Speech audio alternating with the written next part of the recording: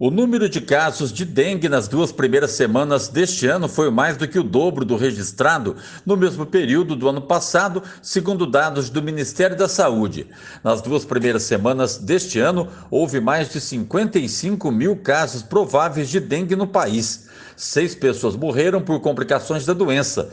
A incidência de casos neste ano é de 27 pessoas por 100 mil habitantes. No mesmo período de 2023, haviam sido registrados 26.801 casos, com 17 mortes. Aqui em Mococa, segundo a coordenadora de Vigilância Epidemiológica, doutora Joana Barreto Jones, a situação também é preocupante. Oi, Mauro. Olha, tá bem preocupante a situação em Mococa hoje, agora, final de janeiro. Desde dezembro que a gente já está num alerta de aumento do número de casos. Agora, no mês de janeiro desse ano, a gente já teve 21 casos confirmados.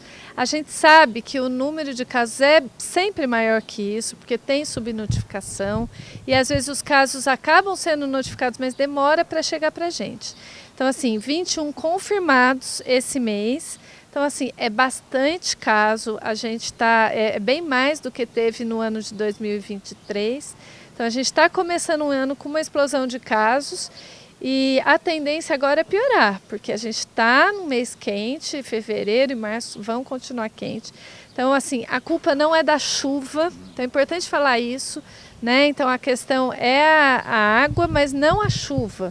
É a questão dos criadouros, principalmente dentro de casa, de cada pessoa. Então, a gente precisa muito desse cuidado com os criadouros. Ela destaca os sintomas que a pessoa sente ao ser picada pelo mosquito Aedes aegypti. E agora, como nós já estamos numa situação, vamos dizer, de início de uma situação epidêmica, porque assim, a dengue ela é uma doença endêmica, ou seja, ela está sempre com a gente, sempre presente. Só que agora a gente está notando um aumento, não é o aumento usual, é um aumento maior, então a gente já pode chamar de uma situação epidêmica de dengue. Então, quando a gente está numa situação de epidemia, a gente tem que já atentar aos sintomas mesmo. Então, quem tiver com sintoma, não consegue comer, está com náusea, mal-estar muito grande, uma febre, pode ser uma febre alta, mas pode ser uma febre baixa também. Então, são sintomas assim inespecíficos. Em alguns casos pinta o corpo, dá aquele exantema, pode dar aquela dor de cabeça típica atrás dos olhos, mas também pode ser uma dor no corpo geral. Então, a dor no corpo e a dor de cabeça são muito típicos. Daí é bom procurar uma unidade de saúde mais perto da sua casa. Então, é importante que a pessoa com sintomas seja avaliada pela equipe de saúde, principalmente para avaliar a pressão arterial e verificar a necessidade de outros exames. Considerada pelo Ministério da Saúde como a arbovirose urbana mais prevalente nas Américas, principalmente no Brasil, a dengue é transmitida pela picada da fêmea do mosquito Aedes aegypti, que transmite a dengue, zika e também a chikungunya.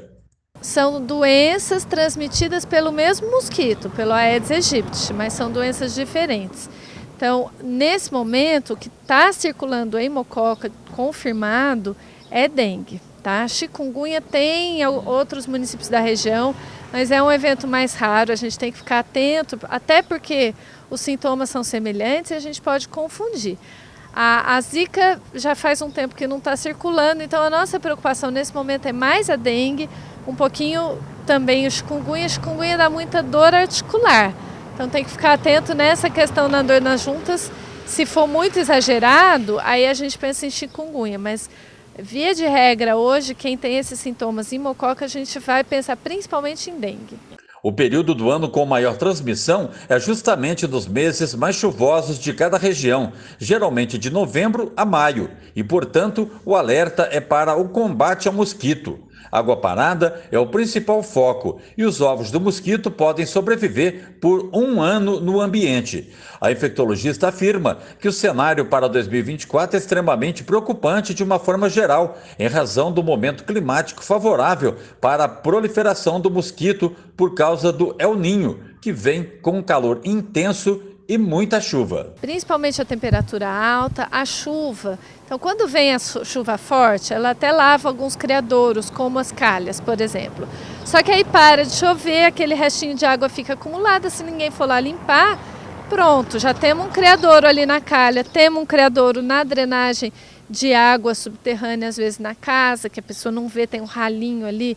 Então, se tiver uma situação dessa de água acumulada, jogar um cloro, uma água sanitária, mas principalmente procurar em casa os criadouros, que com frequência muito grande são o vasinho de planta, a coisa que a própria pessoa coloca ali e expõe aí a família a uma situação de risco. Com muita frequência, a pessoa que vem reclamar para a gente de mosquitos, a gente pede uma visita, vai na casa e o criadouro está na casa da pessoa.